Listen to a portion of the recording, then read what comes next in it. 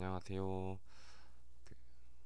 ABJ 결과 분석 끝내고 이제 다른 새로 오신 선생님들을 위해서 중환자실에 처음으로 입시를 하시는 환자분들한테 저희가 기본적으로 히스토리를 받고 여러 가지 동의서를 저희 쪽에서 진행을 받죠. 그래서 그거에 관련해 갖고 조금 궁금하신 점이 많으시다고 이야기를 하시는 분들이 있어서 조금 정리를 하면서 이야기 드리려고 해요. 제가 일단 근무 중인 병원은 인천 백병원이고요. 유닛은 중환자실에서 근무하고 있습니다. 그래서 그러니까 백병원의 중환자실 선생님들을 위주로 조금 영상 참고해 주시면 좋을 것 같고, 단 해당하는 부분의 환자의 기본적인 인적사항 이런 부분은 최대한 다 지웠고, 만약에 영상 자체에 문제가 있거나 또는 뭐 개인정보나 이런 거에 문제가 있다고 하면은 영상은 바로 내릴 예정입니다. 영상 참고해 주시면 좋을 것 같아요. 입원하시게 되면 저희 그러니까 환자분들한테 직접 받는 경우도 있지만 대부분이 이제 보호자분들한테 받는 경우가 대부분이에요. 그래서 저희가 보호자분들한테 설명드리면서 받는 패턴, 또 그냥 저만의 나름 팁 같은 거 알려드리면서 영상 시작해 보도록 할게요. 입원하시면은 기본적으로 입실 안내문 설명을 드려야 돼요. 보호자분들은 설명드려야 되고, 꼭 알려주셔야 되는 거는 중환자실 면회 시간 알려주셔야겠죠. 그래서 면회 시간 보시면 여기 작성돼 있는 것처럼 1차 오전은 10시 반에서 10시 40분, 그래서 2차는 10시 40분에서 50분, 이렇게 해서 면회는 총 2차례 진행을 합니다. 근데 이제 보호자분들한테 저희가 설명드릴 때는 11시 반까지 오셔서 앞에 명단에 보호자분 성함이랑 환자분 성함 하고 전화번호 작성하시고 기다리고 계시면은 저희가 오시는 순서대로 면회 도와드릴 거고, 면회는 최대 2분만 하루에 가능하다라는 거까지만 설명 꼭 주셔야 되고, 절대로 그러면은 보호자 4명이 와서 30분에 2명 들어가고 40분에 교대할 때 2명 들어가면 안 되냐 이렇게 물어보시는 분들이 종종 있으세요. 절대 안 된다고 이야기해 주셔야 되고, 저희는 어쨌든 중환자실이어서 환자분들 감염 위험성도 높고 다른 이제 의사 선생님들이 오셔서 응급으로 처치해야 되는 경우가 많기 때문에 절대로 그렇게는 안 되고, 시간마다 날마다 무조건 2분만 면회 가능하다라는 거. 그래서 뭐 멀리서 왔는데 면회 더 진행시켜 주시면 안 되냐? 절대 안 됩니다. 된다고도 하면 안 되고, 그 뭐 그렇게 다 오셔서 저희 그때 면 상의해 보겠다라고 얘기해서도 안 됩니다. 무조건 하루에 2명만 가능하시고, 공휴일이나 주말 상관없이 매일 면회는 진행하니까 11시 반에서 50분까지 면회 진행한다라고 설명해 주셔야 되고요. 같이 설명해 주셔야 되는 거는 들어오셔서 휴대폰 사용하시면 안 된다고까지도 설명하셔야 돼요. 안에 인공호흡기라든지 투석기라든지 또는 뭐 전기적인 것들, 전기로 이제 돌아가는 제품들이 많다 보니까 화재 위험성도 많고, 또 뭐 이제 갑자기 방전으로 인해서 꺼질 수도 있기 때문에 절대 안에서 휴대폰 사용하시면 안 된다라고까지 설명해 주셔야 되고요. 뭐 보호자분들이 간혹 물어보시는 경우가 있어요. 주치는 그러면은 면담이나 회진 언제쯤 하시냐? 회진은 보통 8시부터 9시 사이에 회진을 하시고, 일요일 제외하고 토요일도 일시간에 회진을 하십니다. 그래서 면담 같은 경우에는 이후에 보호자분께서 원하신다고 하면은 저희가 외래 통해서 그 면담 일정 잡아드리겠다까지 설명해 주시면 되고요. 다음은 필수로 받아야 되는 항목들이에요. 꼭 기록해 두시고 메모해 두시길 바랍니다. 중환자실 입실 동의서고요. 이제 환자분이 응급실에서 올라오냐, 병동에서 내려오셨냐, 아니면은 외래통에서 입원하셨냐, 요렇게 3가지 항목 많이 체크하실 거고, 여기서 대부분이 이제 ER통에서 입원하시는 분들이 많아서 해당하는 부분을 클릭하셔서 체크 표시해 주시면 됩니다. 뭐 응급실에서 오셨으면 응급실, 외래통에서 오셨으면 외래, 병동에서 환자가 상태가 안 좋아져서 내려왔으면 병동 체크해 주시면 되고요. 진단명 같은 경우에는 여기 부분은 잘려 있지만 밑에 이제 저희가 그 템플릿 차트에서 보면은 환자 옆쪽으로 해갖고 주 상병명이 같이 달려 있어요. 그 부분 더블 클릭하시면은 자연스럽게 진단명에다가 환자분 진단명에 그 주 상병명이 올라가기 때문에 걱정 안 하셔도 되고, 저희가 항상 대리인한테 서명을 받는 거기 때문에 항상 기본적으로 첫 번째 항목에 체크해 주셔야 돼요. 환자의 신체적, 정신적 장애로 인하여 약정 내용에 대해 이해하지 못한다는 부분에다가 항상 체크해 주셔야 되고, 그리고 이제 보호자분이 어떤 보호자분이 동의서를 작성하셨는지 보호자분 성함 여기다 작성해 주시고 환자와의 관계하고 옆에 보호자 서명 받을 수 있는 칸에다가 더블 클릭하시면 전자 서명하는 칸이 열려서 보호자분한테 거기다가 서명해 주시면 된다고 해주시면 됩니다.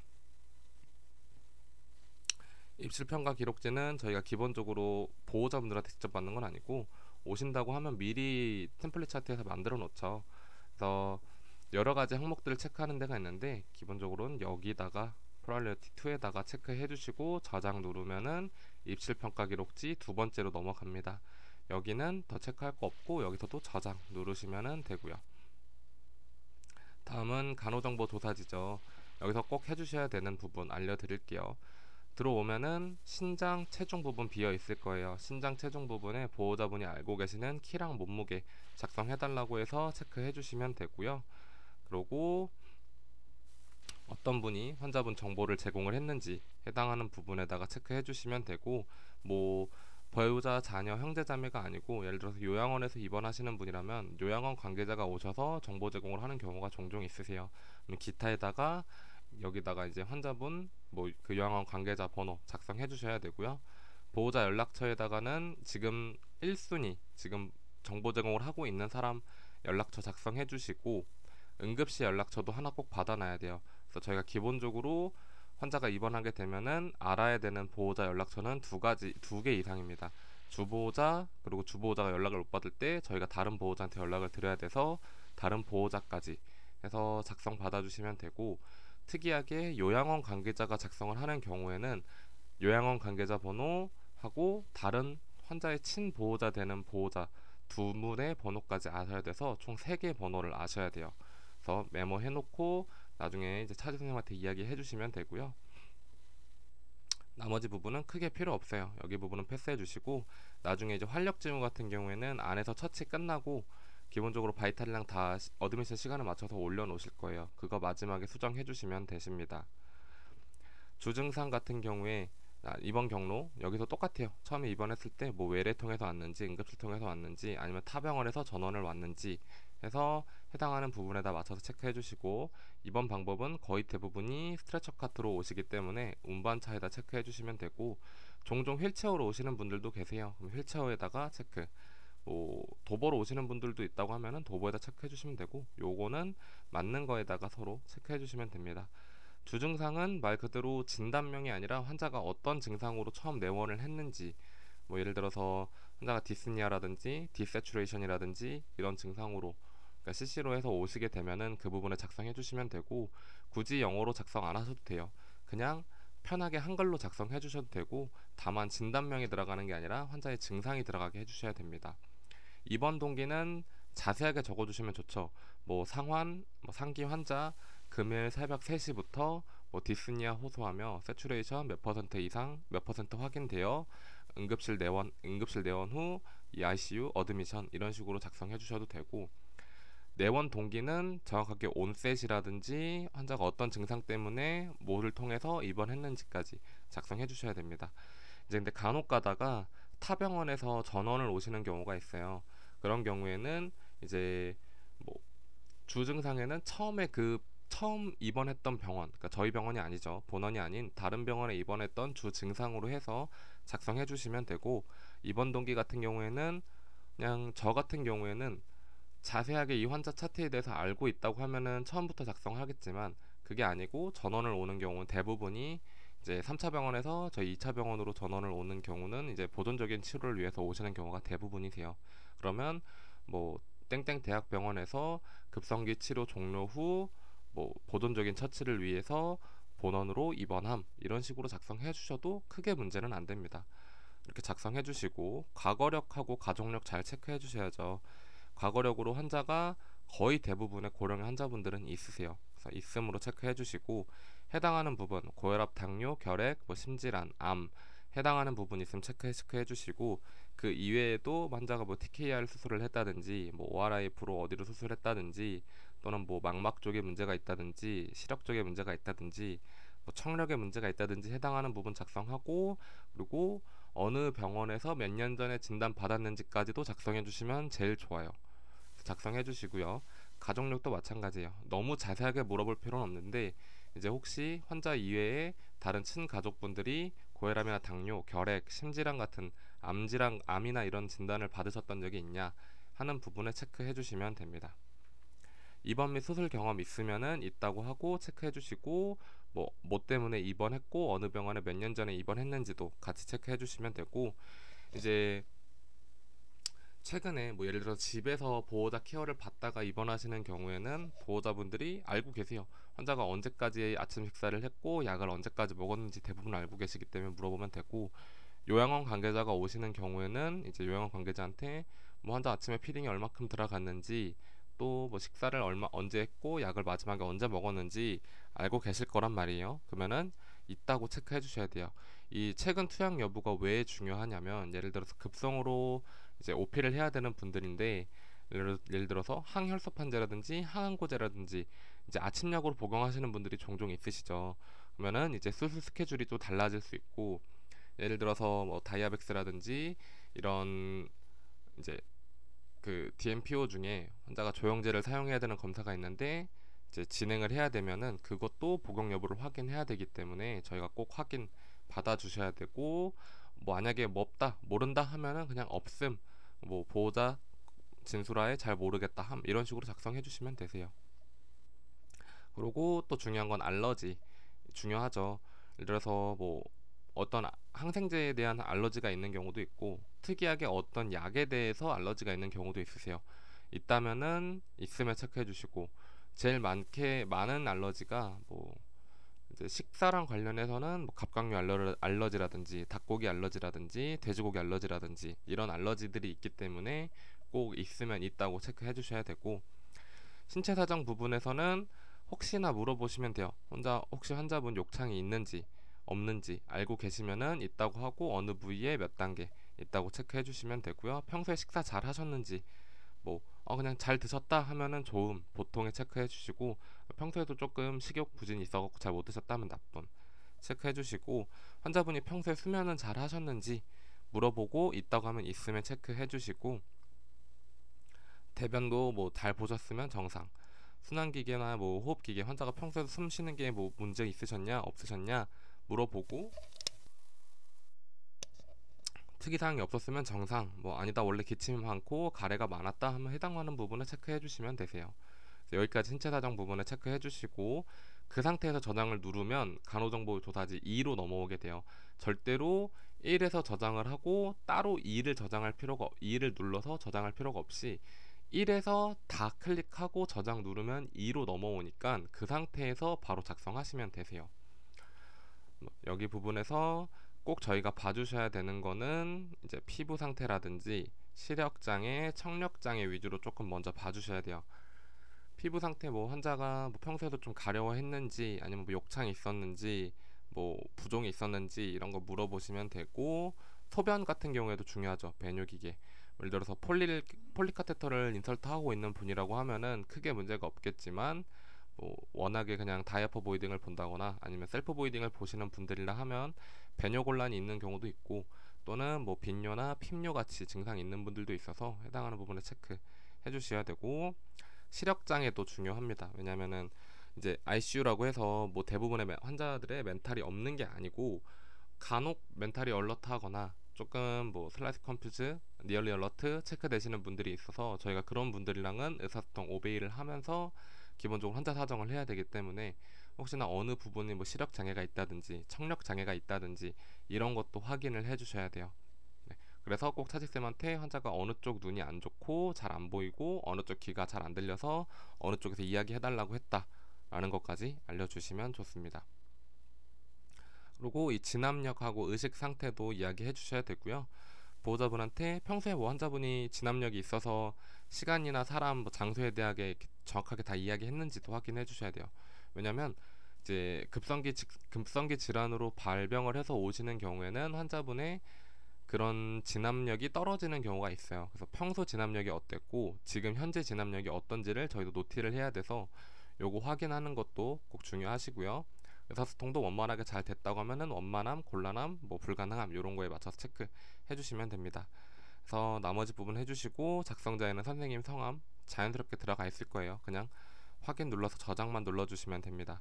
다음은 고위험 환자 낙상 위험 안내문, 요것도 필수로 체크해야 되는 부분이고요. 이제 저희 쪽에서 설명드려야 되는 부분은 여기 많은 항목이 있는데 꼭 알려주셔야 되는 건 이거예요. 중환자실 내에는 따로 화장실이 있지 않아서 환자분이 침상 안정 유지하셔야 되고, 이제 다른 병실처럼 환자분들이 돌아다닐 수 있는 상황이 아니고 침상 안정 유지하면서 이제 조금 더 말 그대로 조금 더 집중적인 치료를 받아야 돼서 침상 밑으로 내려오지 못한다. 그래서 나이에 상관없이 고위험 그 중환자실에 입실하시는 분들은 낙상 고위험군으로 분류가 된다라는 것까지 설명해 주시면 됩니다.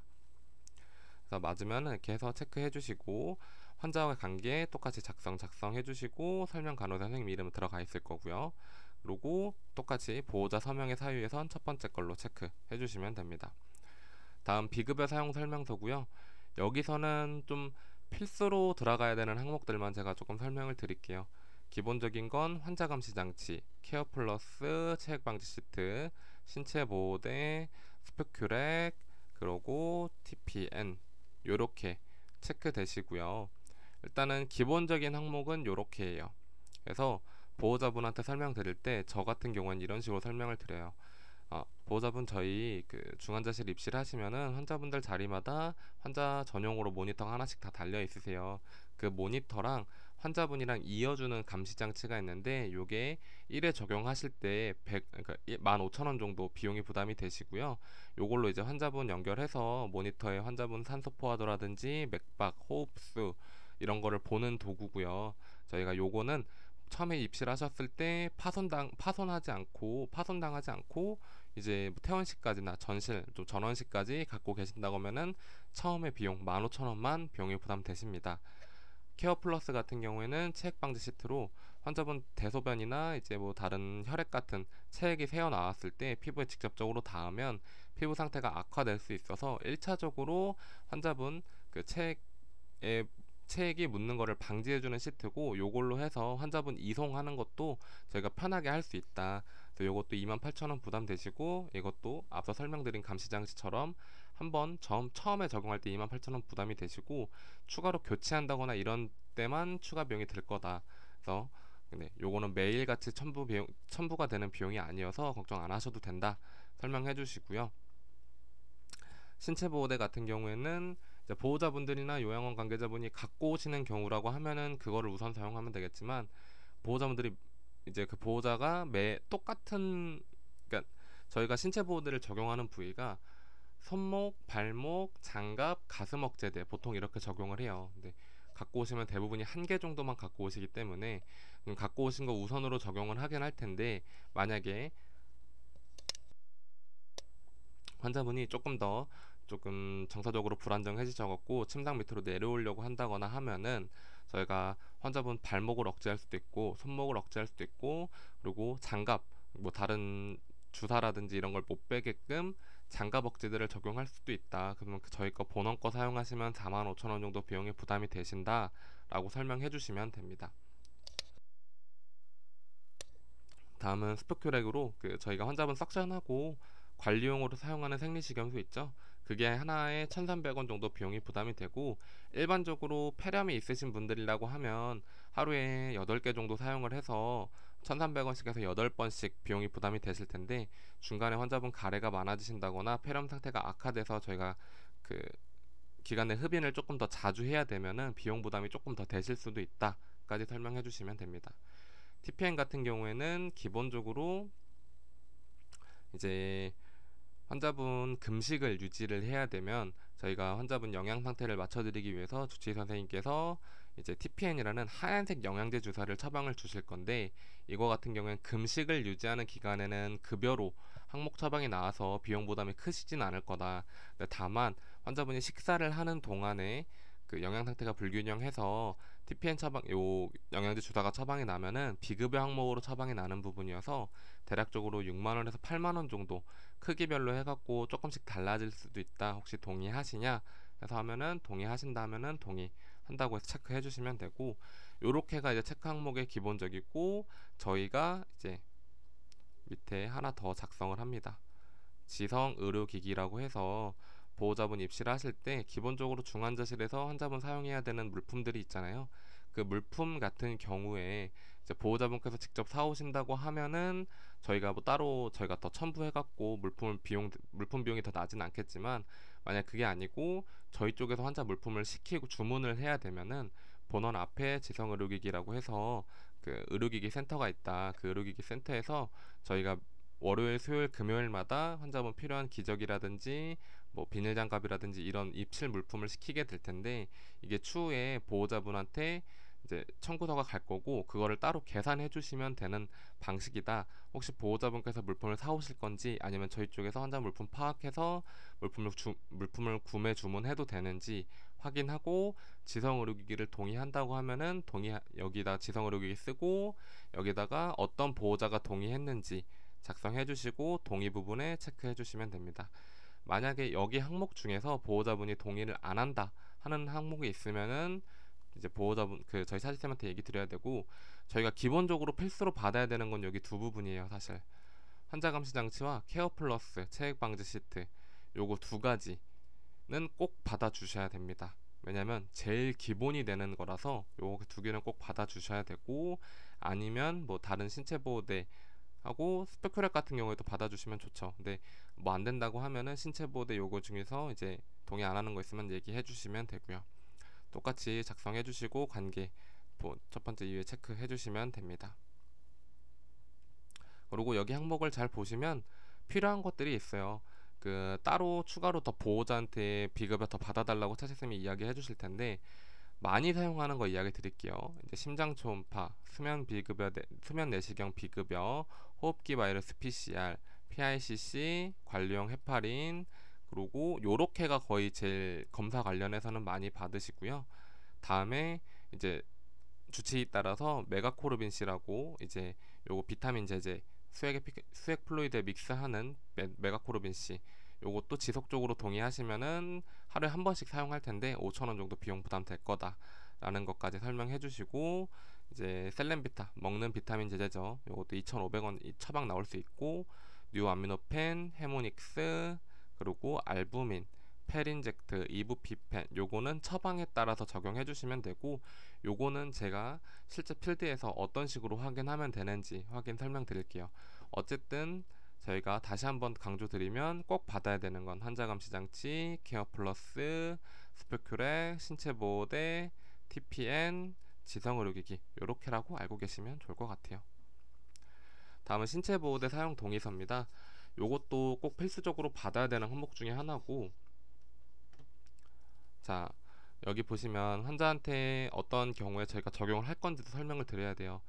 예를 들어서 환자 낙상 우려가 있는 경우, 자해 또는 타인의 손상을 입힐 수 있는 경우, 생명 유지 장치가 필요한 경우, 특별한 뭐 이렇게 항목이 쭉 있어요. 이 항목들 다 체크해 주시고 보호자부터 설명드릴 때, 중환자실 입실하시면 원래 진압력이 뚜렷하셨던 분들도 이제 일시적인 선망 증상이 오실 수 있으세요. 그 선망 증상 때문에 이제 진압력이 떨어지시게 되고, 환자분이 갖고 있는 주사 바늘이라든지 아니면 소변줄이라든지 이런 것들을 다 빼시려고 하고, 이제 의료인에 대해서도 폭력적인 모습을 보이시게 된다 하고, 뭐 이제 침대 밑으로 내려오면 낙상 위험성이 커져서 2차적인 피해가 발생할 수 있기 때문에 저희가 그런 걸 예방하기 위해서 환자분이 선망 증상이 있으면 신체 보호대를 사용해야 된다. 근데 저희가 환자분이 그 당시 이제 진압력이 떨어졌을 때는 환자분한테 받는 게 불가능해서 미리 보호자분한테 설명을 드리고 사용 동의서를 받는 거고, 저희가 사용하게 되면은 장갑 보호대, 손목 보호대, 가슴 보호대, 발목 보호대 4가지 항목 다 적용할 수도 있다까지 설명해 주시면 되고,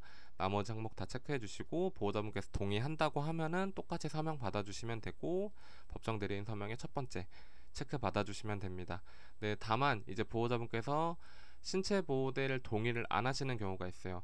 그러면 보호자분한테 그럼 환자분 진압력이 떨어져서 낙상 위험성이라든지 이제 자해 및 타인에 대한 손상을 발생시킬 수 있는 경우 저희가 다시 보호자분한테 연락드리고 그때 가서 연락을 받고 동의서를 받으면 되겠냐라고 해주시면 됩니다.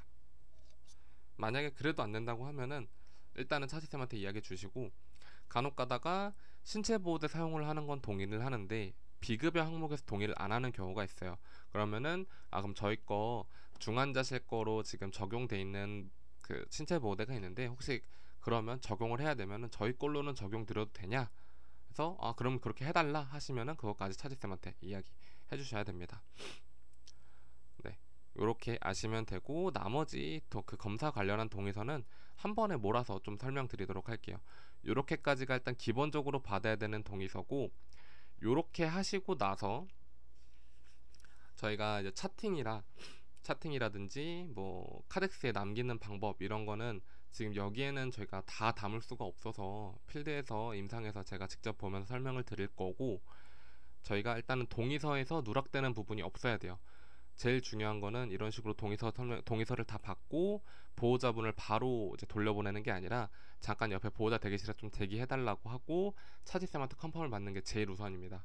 컨펌 받고 혹시나 더 필요한 게 있으면 그때 받아주셔야 되고, 절대 보호자분 먼저 돌려보내시면 안 됩니다. 동의서까지 이렇게 다 받아주시고 결론적으로 이렇게 동의서를 받으신 분이 어떤 범위까지를 해결해야 되냐면 환자 피부 상태도 보여드려야 돼요. 저희가 환자 입실하면 기본적으로 사진을 찍어서 저희 그 커뮤니케이션에 올려서 환자분 사진을 확인을 하잖아요. 그 커뮤니케이션에 있는 사진을 보고 보호자분한테 피부 악화 가능성 또는 치아 상태 발치 가능성 설명 주셔야 되고, 그리고 환자분 자가약을 갖고 오시는 경우가 있어요. 그럼 자가약 항목까지 조회해서 환자 메모에 올려주시면 돼요.